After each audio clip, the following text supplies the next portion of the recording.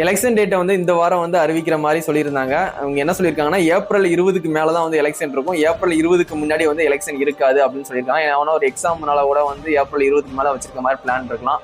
ஏன்னா வந்து school college எல்லாமே செமஸ்டர், அதுக்கப்புறம் பப்ளிக் எக்ஸாமு, அதுக்கப்புறம் வந்து ஆனுவல் எக்ஸாம் எல்லாமே வந்து உங்களுக்கு ஏப்ரல் மாதம் தான் நடக்கும். அதனால வந்து ஏப்ரல் 20க்கு மேலே தான் வந்து எலெக்ஷன். சரிங்களா?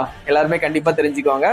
ஏப்ரல் 20லேருந்து ஏப்ரல் எண்டிங்குள்ள ஒரு டேட் வந்து அறிவிப்பாங்க. சரிங்களா? மே மாதம் வந்து கவுண்டிங் இருக்கும், ரிசல்ட் வந்து அறிவிப்பாங்க.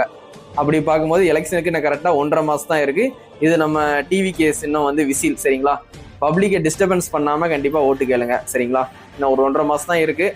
இன்னும் ஒரு வீக்கில் வந்து எப்படியும் வந்து டேட் அறிவிச்சிருவாங்க. ஏப்ரல் 20க்கு மேலே தான் வந்து எலெக்ஷன் டேட்டுன்ட்டு. சரிங்களா? கண்டிப்பாக பிரச்சாரம் பண்ணுவீங்க. பப்ளிக்கை டிஸ்டர்பன்ஸ் பண்ணாமல் கண்டிப்பாக போய் ஓட்டு கேளுங்க. சரிங்களா? இந்த விசில வந்து ரோட்ல வந்து அடிச்சிட்டு இருந்தீங்கன்னா பப்ளிக் ரொம்ப டிஸ்டர்பன்ஸ் ஆனாங்கன்னா வர ஓட்டும் வராமல் போயிடும். எந்த டைமில் யூஸ் பண்ணணுமோ அந்த டைமில் மட்டும் யூஸ் பண்ணுங்கள். லைட்டாக வந்து அப்பப்போ மட்டும் விசில் அடிங்க. விசில் அடிச்சுட்டே இருந்து பப்ளிக்கை ரொம்ப டிஸ்டர்பன்ஸ் பண்ணாதீங்க. அதனால் வந்து கரெக்டான 1.5 மாதம் தான் இருக்குது. சரிங்களா? விஜயனை வந்து ஜெயிக்க வைக்கிறதுக்கு என்ன பண்ண முடியுமோ கண்டிப்பாக ஹார்ட் ஒர்க் வந்து டிவிக்கு தொண்டர்கள் வந்து கண்டினியூஸாக பண்ணிகிட்டே இருங்க. இந்த 1.5 மாதம் தான் இருக்குது. உங்களுக்கு தெரிஞ்சவங்க கிட்டலாம் வந்து கண்டிப்பாக சொல்லுங்கள் டிவிக்கு ஓட்டு போட சொல்லி. சரிங்களா? கண்டிப்பாக உங்கள் சப்போர்ட்டை கண்டிப்பாக கொடுங்க.